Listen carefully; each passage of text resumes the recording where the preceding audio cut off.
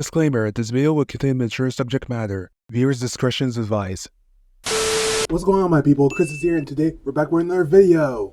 And holy crap, it's been a while. Like, when was the last video I uploaded? Wasn't it like May 2025?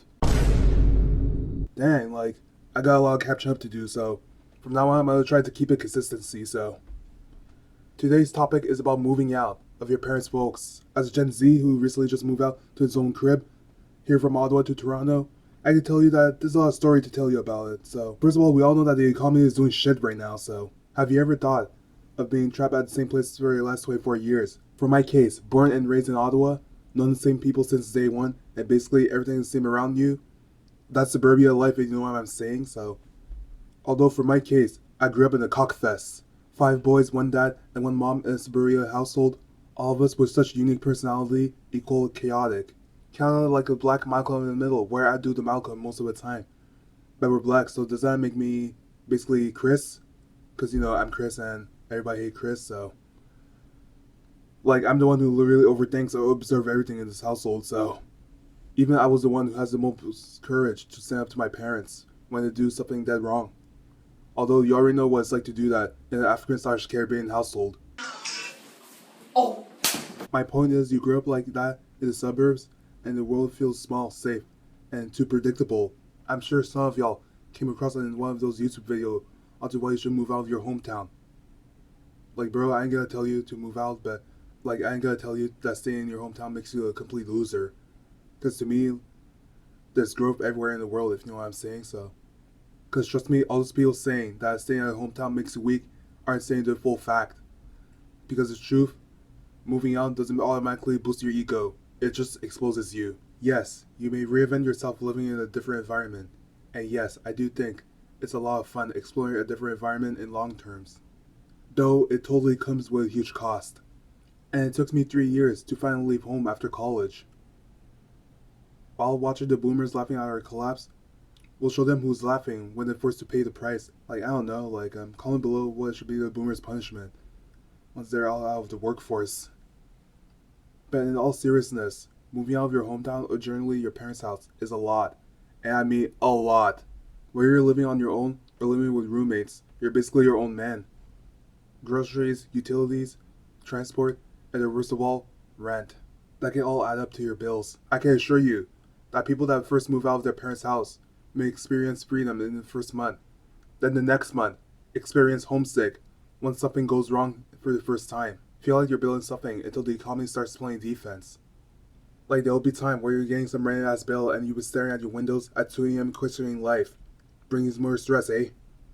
On a side note, there was a time when I first moved to Ottawa with bad roommates, and out of all of the people, I have a landlord being a roommate. Like, it's ridiculous. Bro thinks he owns the space that I'm renting, all because we're 2 younger folks versus a bro that's actually fairly chill, who is controlling Becky and 2 bulldogs. Like, come on, I'm already paying you.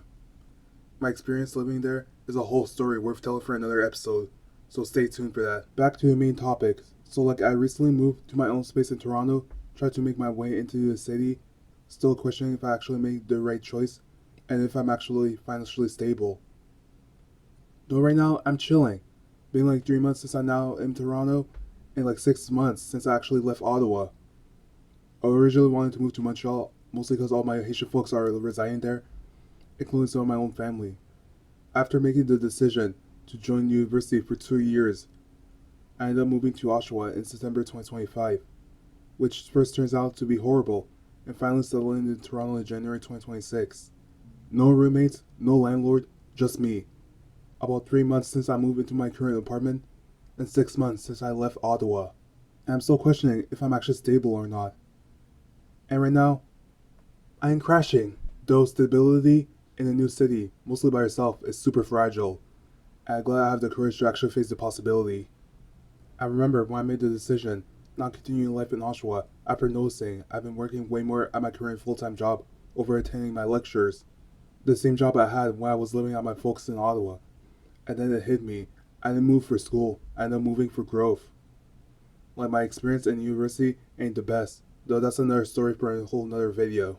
And like, my point is, there's a ton more, way more outside of your hometown than anyone thinks once they leave home. Sometimes we all go forward, you may go off track for a bit, and that's totally fine. And that's also why many young people go on vacation out of the country if they can't afford to move out. Not to go to some super westernized hotel that's run by Trump or something, but to actually try to adapt into the community and be accepted, give it a chance to rebuild their identity. No one knows your past, and that's fine. It wasn't easy for me to adopt the city life in Toronto when I lived in a suburbia my entire life. Like I said, it came with a cost, such as safety, isolation, willing to do things I don't normally do, and the biggest of all, no use of my car while I live in the city. I mean, you already know what Toronto traffic is like on peak hours, especially when construction and a bunch of road closure is involved. But on the bright side, transit feels like a luxury compared to what I was.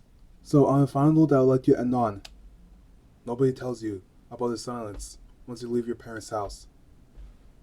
When you move out alone, there's no background noise from siblings, no parents downstairs, no one asking where you're going. It's just you. And that's the silence we're talking about? It forces you to confront yourself, your discipline, your habit, your finance, your loneliness. You simply can't outrun yourself in a new city. You'll just have to know yourself more. So the last question is, should I have moved out of my hometown? Should you move out of your hometown? Maybe. But in all seriousness, don't move out all because you hate where you're at. Unless it's like a toxic environment or you're living in hell, so. Only move out because you want to grow. Because the movie won't save you. It won't fix your insecurity. It won't automatically make you successful. But it will expose you.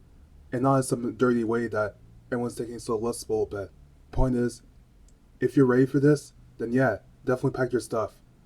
And of course, make sure you're actually financially stable so you don't end up like a bum. If you like this video, make sure to hit that like button and comment below what it was like to live at your parents or if you already moved out and share me your experience. And make sure to hit that subscribe button if you want me to keep you on the loop. Until next time, farewell.